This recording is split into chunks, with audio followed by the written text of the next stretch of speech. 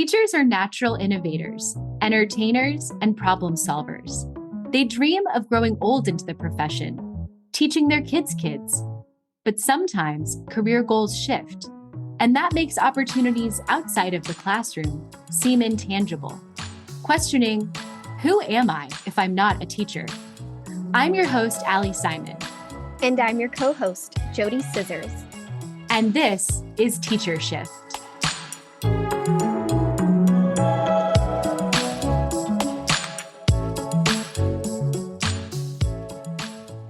Teachers are built to lead. Their day in and day out responsibilities equip them to handle diverse situations, people, and problems. Today's guest helps us understand the value of teacher leaders and why educators have the right to follow their own ambitions. Today, our guest is Ross Romano. Ross is a consultant, advisor, and performance coach.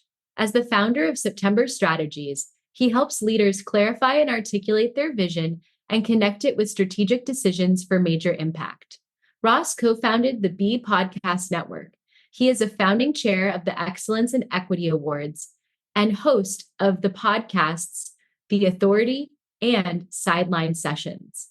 Welcome to the show today. Thanks for having me. I apologize. I wish I had a simpler bio, but you did a great job. I'm just wondering what it is you don't do. I'm like, we were like looking at all your content and I'm wondering, wow, Ross wears a lot of hats. I'm wondering what he absolutely can't do because he does everything. I seem to keep busy.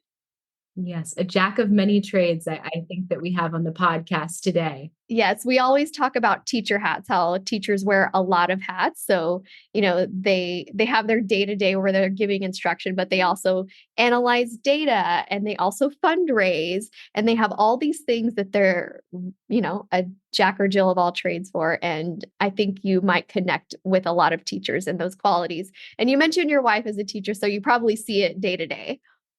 Yeah, I mean, absolutely. I think having a lot of different skills is always valuable. And it's something that I talk to people about in all professions, saying, let's actually sit down and do an exercise where you list out everything you know how to do, right? Because there's always so much more that's not reflected in your resume or in your job title. And it's like, you've done all these projects, you have all these skills, and why not show that to yourself? So there we go. I love that. Well, we're here today. People might be wondering, you're not a former teacher. What are you doing here on the podcast today? And Ali and I, we don't just interview teachers or former teachers. We also interview people that support teachers and their career path, their mental health, their financial health, whatever it might be, because we think it's important for all stakeholders to value the educator and help uplift them and help them be the best person that they can be professionally and personally. And so today we're going to talk about leadership, which seems like an area in which you can provide a lot of help and helpful tips and services for. And so we know that a lot of teachers, they come into the profession and they have this vision of what their career path is going to be. And then as they grow with age or with experience, they learn that they want to take different paths and they become leaders in various ways, even if maybe their title doesn't necessarily match their leadership skills or what they may be leading. And so we're just kind of wondering, what happens when a teacher maybe doesn't recognize the leader in them and they're not connecting with what are the social norms of a leader? How do we help to connect them to those leadership skills and put them on a path, perhaps on a traditional path of leadership within a school district, or maybe outside of that? Yeah, I think there's a variety of angles to that and places where it can start. One is, I think schools as a whole, school leaders can continue to get a lot better at empowering teacher leaders, developing them, giving them opportunities to authentically have leadership within the schools, right? And, the other side of it is the teachers themselves exploring what those opportunities may be, but really looking at themselves and deciding what they really want to do, right?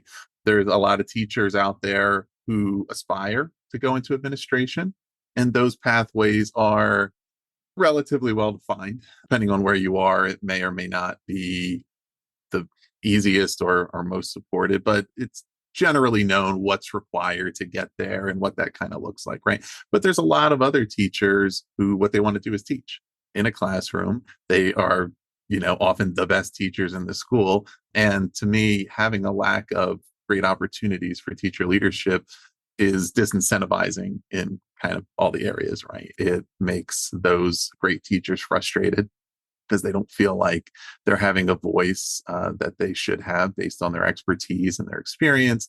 It is, there's a real opportunity cost. The school is losing the effectiveness of collective collaborative leadership, right? That they could benefit from if these teachers had more of a voice. And ultimately, teachers are feeling a lot of pressure from within themselves, from other people in their lives who are wondering. A lot of people who are, say, the families of teachers or friends think, well, why aren't you a principal? Things like that, where that may not be what they want to do. And then if we end up losing those teachers from the profession and they're the best teachers in our schools, or even if they feel like they have to go into administration to have a step forward in their career and they're no longer in the classroom, that may not be where they have the biggest impact. So the number one thing I'd say is for the teachers as individuals to really determine, what do they want, right? Do I want to be an administrator? Is that not what I'm interested in? Do I want to stay in my teaching role? Do I want to be a leader? What does it mean to be a leader? What kind of an impact would I like to have if those opportunities aren't being made clear to me? How do I start those discussions with the administration about what I'm looking for, the type of support I want to provide, being clear and trying to reach some sort of an agreement around, this is clearly what I'm expecting, what I want. This is how I feel I can make a difference. And then determining, can we create that opportunity, or that opportunity is not going to happen where I am? What's another pathway to that in maybe a different school or potentially a different profession? But I don't think that has to be the first thought, because there may be leadership somewhere else, right, who is a little more innovative and forward thinking. Yeah, I mean, I think you're really addressing the question that I want to ask you, which is, sometimes these social stigmas get in the way of teachers following their own ambitions, teacher leaders specifically, because there are these like specific pathways, right? You're either going into administration or you might go into something else within the school district, but there's maybe not as defined a pathway for what you described, which I actually know a really awesome teacher leader who has been on the podcast. They call her La Maestra Loca, but Annabelle Allen. And she is just like an expert in her field. And she's basically crafted what you describe, right? Where she does a lot of professional development. She goes and speaks at conferences. She's been a leader at all of the schools that she's been at, leading the way, even recently, I think, to a school in New Orleans getting their own teachers union, which they didn't have before. So, but it's not an easy pathway to go down, because once you kind of make it known that you're not, I hate to say this, like just a teacher, then things kind of change for you. So do you have any suggestions for how someone who wants to become more of like a teacher leader and work on developing that pathway, which is not so clear cut, what they could do? Yeah, I hopefully it becomes more clear cut. That's one of the things. And I mean, there's been some efforts in that direction, but nationwide, it hasn't totally been formalized. I mean, I remember multiple administrations ago, when I was working at ASCD, I was kind of part of the collaborative team with the Department of Ed on the Teach to Lead initiative that was started during the Obama administration. And I don't think that exists anymore. Maybe it does. I don't know. But, like some efforts toward, okay, let's establish teacher leader as its own thing, right? Because realistically, there's potential for it to be a little more informal, not highly formalized, but realistically, like it's not supposed to be something that's a volunteer initiative. It's not the kind of thing that should feel like it's just an extra, oh, well, these teachers want to do more. Yeah, they can do whatever they want to do. But ultimately, they're only really being compensated for their other job, or they're not formally part of the decision-making process in our school. Because there's a variety of things that a teacher leader could do, right? They could They could be professional learning leaders, and they could really organize and collaborate and learn the ongoing professional development for their peers. They could be, having a leadership role in planning the curriculum and the instructional practices within a school. They could be part of school-wide decision making with the people in administrative roles. And there should be an opportunity for all of that, right? And a lot of times we have teachers in our schools who have been there longer than anybody, who have clearly proven that they know what they're doing. So we want to empower those voices. So for the teachers themselves, I think the first piece, again, is going back, is to figure out what impact do you want to have? Like I just mentioned a few different ways that could look. When you see yourself as a leader, what do you want to do and what do you want to commit to that? And also understanding that I always go with a starting point, whether it's people from education or not. But when I do coaching with professionals, there's a lot of people who come into it kind of feeling like they want to change jobs or they want to go to something new. And we never start from the assumption that that's what will be the right thing. We start with, okay, let's first look at what is this scenario where you are right now. What do you like? What are you unhappy about? What are the opportunities to create what you want? What are the difficult discussions you haven't had with your supervisor or with your peers? What are the things that you want that you haven't advocated for, that you were kind of hoping that somebody might create for you, but nobody would really know that you want that, right? So we start there and say, okay, are there opportunities there? So that might be something for a teacher who's in a school. They're feeling a little frustrated. They feel like they should be having more of these opportunities, but nobody's offering them that. Okay, how can you go and clearly communicate, this is what I want to be doing. This is why I think it would make a difference. How do we make a plan to make this happen? And then also understanding that I think one thing that's likely more true of teaching than a lot of other professions, just by the nature of how long a teacher may stay in one school, right? A lot of teachers who have been in the profession a long time have been in the same school maybe for a long time. That every school is not the same, and every school leader is not the same. I did a couple of white papers a couple of years ago around the teacher shortage and teacher recruitment and retention, and trying to determine what's happening with this. And the top two things that came out, there were a variety of reasons, but the top two things as far as why teachers leave, number one was poor leadership. And that's pretty consistent across any profession. I mean, the leadership of this organization or my boss is not somebody I believe in, get along with, etc. I'm going to start looking elsewhere. And number two was not really feeling like they could make a difference any longer. Maybe we don't have the resources to really support our students, and that's why I got into this. And ultimately, if I can't make a difference, there's really no reason to stick around, because I didn't get into this profession for the money, but it's not worth it to do the job for less compensation than maybe I can make somewhere else if I'm not even making a difference, right? Those both relate to teacher leadership, right? Like, is the school leadership creating authentic opportunities for teachers to have a voice? And do teachers feel like they're making a difference they can make? So just to put a period on that, you may still, if you really love the profession and you love teaching, but you want to have more opportunities to make more of a difference, and it's just not going to happen in your school, there's many, many schools out there. There's not enough teachers. They're all looking for great people who know what they're doing, who want to do great work. So there are opportunities out there, and it feels scary if you've been in one place a long time and you're not used to looking, but truly there's more opportunities out there than you might think. Yeah. And I think it's very wise to reflect on your current situation and not immediately go to a full-blown exit, because what you may need to reflect on is in your environment, your leadership, and you're totally right. You may get somewhere else that's not in the teacher world, in the education space, and come upon poor leadership, or maybe a type of leadership that doesn't necessarily connect with the type of leader that you want to follow or grow from.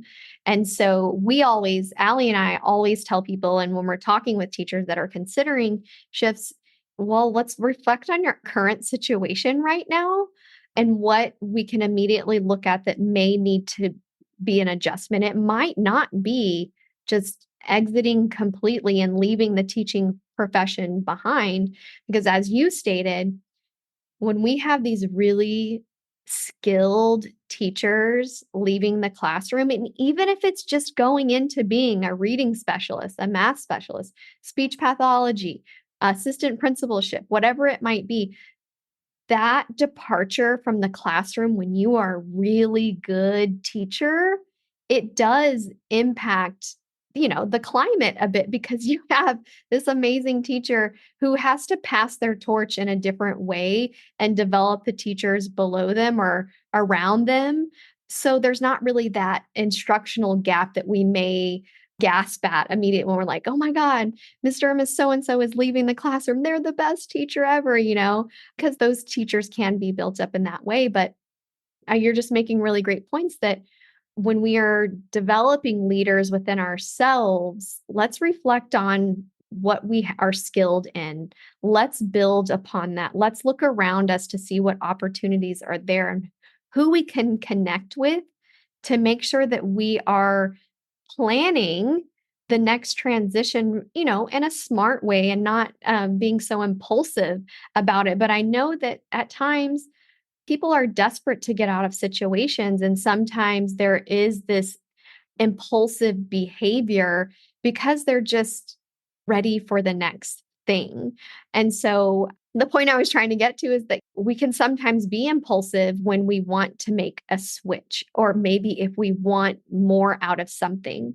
And one of the things that hold us back sometimes is that we're kind of taught to not want more as teachers. We're kind of taught this is our career path, this is our trajectory, this is our pay scale. We should be grateful. We are giving, we are giving, we are giving, and we are not to receive. And so, how do we kind of break that thinking of you're not supposed to want more because you're a servant leader? How do we embrace the fact that teachers too have an equal opportunity to be leaders in spaces, even if it's not within a school building? I mean, well, one, you can only give what you have to give, right? So if you totally like deplete your energy, your wherewithal, it's going to be hard at a certain point to continue serving effectively. So that's something to be mindful of, right? And two, like most of these motivations, even defined in the most critical way possible, it's not motivated selfishly. I mean, it's where we see opportunities to do more good work, to make more of a difference, to help more people. And that could be inside or outside of the profession. I mean, one thing I also always remind people of that I think doesn't feel this way a lot when somebody maybe is choosing to take a job outside of teaching, if they've been a teacher, or in other scenarios as well, is that you reserve the right to change your mind. You reserve the right to make a different decision down the road given different information, right? I know some people who left teaching for a year or two to try something new and went back. I know people who left teaching for 10 years and went back. And they may have worked in other roles in education specifically or not, but they did the thing that was the right thing for them at the time. And then at another time, they decided that that was what they wanted to go back to, right? So every decision doesn't need to feel like it's permanent. I think that's one of them, because there are times where it just might be, there's just an opportunity I want to try. I'm making a move to a different city for whatever reason, and there's a better opportunity to try a job that's there or something that's remote or whatever. I'm just feeling totally burnt out, and even moving to a different school right now might not restore that right away, whatever the reason is, right? There's that. I'm sure it's described by other guests here, like a grieving process that people feel when they leave teaching profession. And, one of those things is also to to understand, I do want to always reiterate that there are opportunities to create what you want to create. So like nobody should feel that they're forced out of the profession that they really want to be in. Again, it may just be that you're not in the right place, right? That it's time to go somewhere where there's leadership that's more supportive, where it's a new environment, where it's a new group of parents, whatever it may be.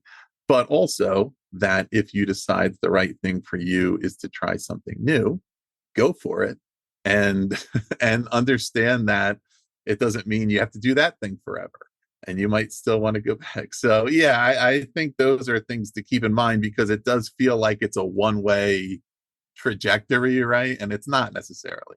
I think it kind of feels like that because I think it's really hard to leave, right? And so when it's really hard, you have to take, it's a lot of like courage generally, unless someone just has something life changing that makes them realize this no longer will work, which we've definitely had those guests. But usually it's something that you've been working towards, you've been overcoming, and you're like, okay, I'm going to make a change.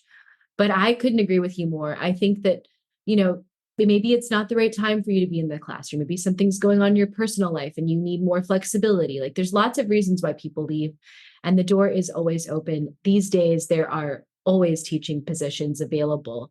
And so I think, you know, acknowledging that it might not be forever, but I love the idea of really figuring out, you know, before you make a transition, a shift, like what's the reason that you're doing that? And I actually am a really good example. I moved from teaching public school most of my career. And when we moved to New Orleans, it worked out where I ended up getting a job at a private school. That was the option that worked best for me.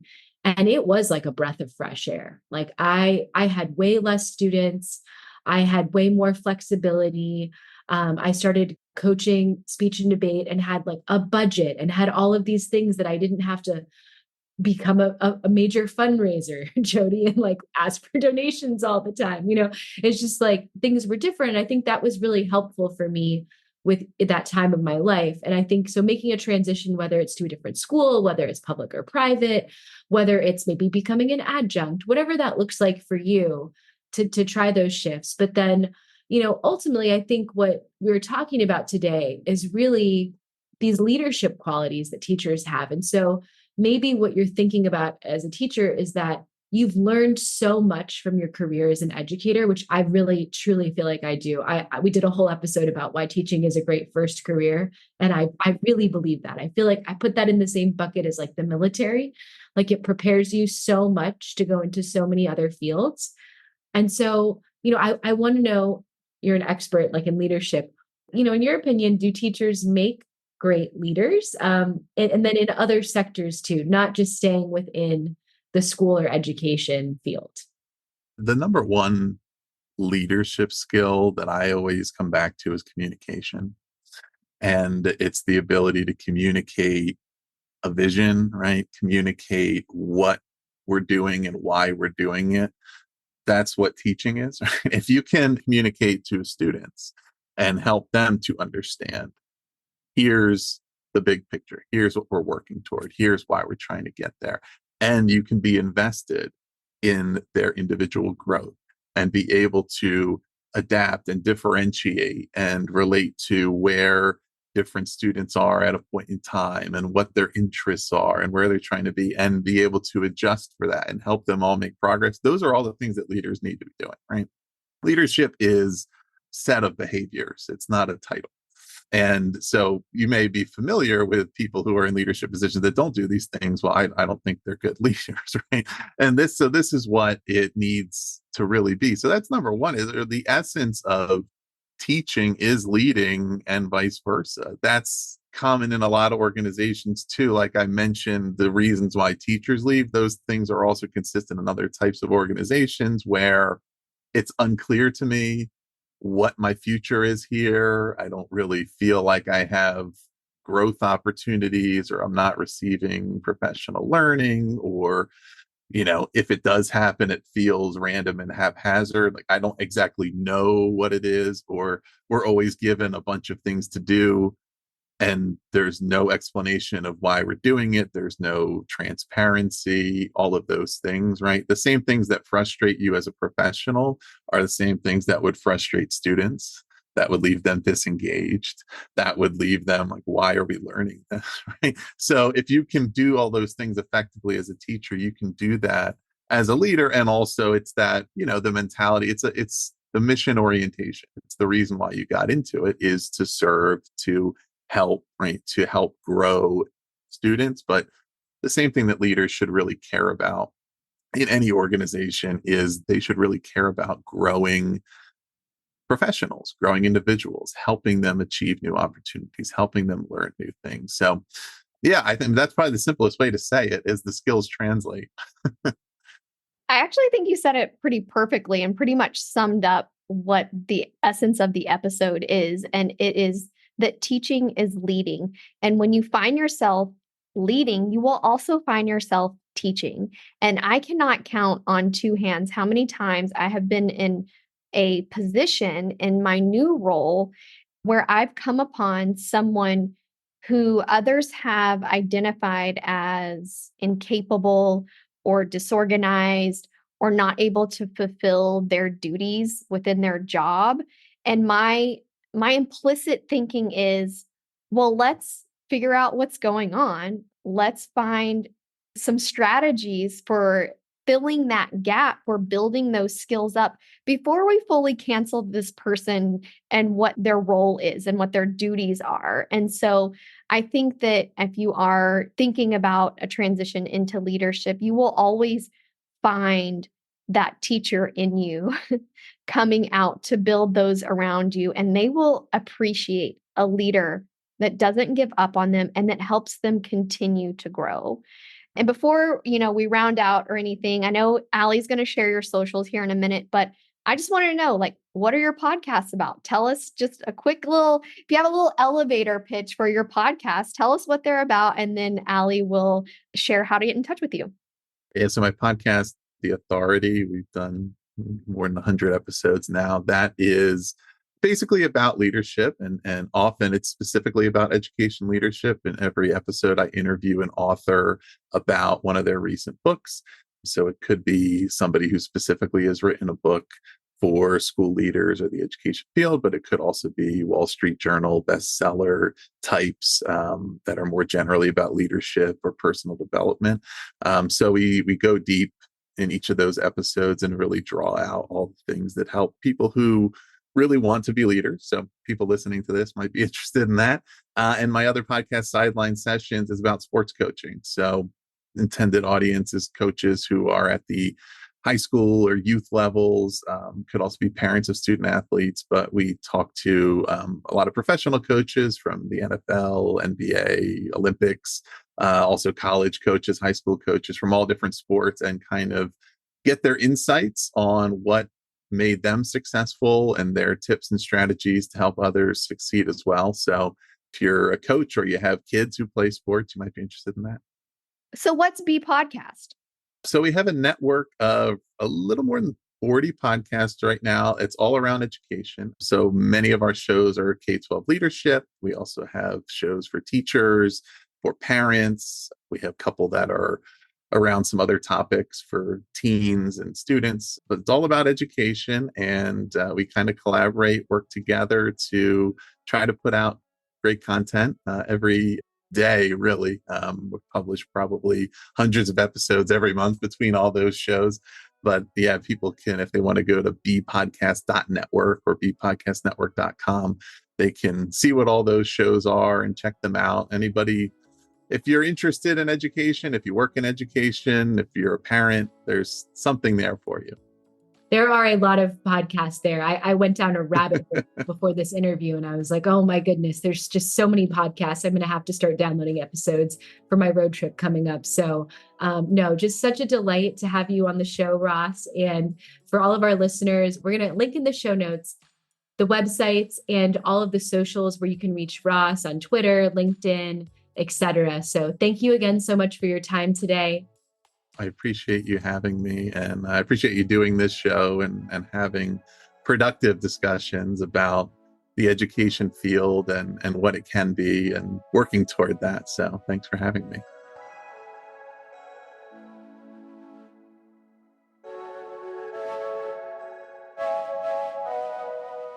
Are you interested in suggesting a topic for Teacher Shift, being a guest, or recommending a guest? Please see the episodes page on our website to make a submission. And if you'd like to write for us, see our blog page. If you liked Teacher Shift, give us a 5-star rating and follow us on Instagram, Facebook, Apple Podcasts, Spotify, and Amazon Music. Today's episode was written and recorded by me, Ali Simon, and my co-host, JoDee Scissors. Executive produced by Teacher Shift. Produced and edited by Emily Porter. Original music, Emoji by Tubebacker.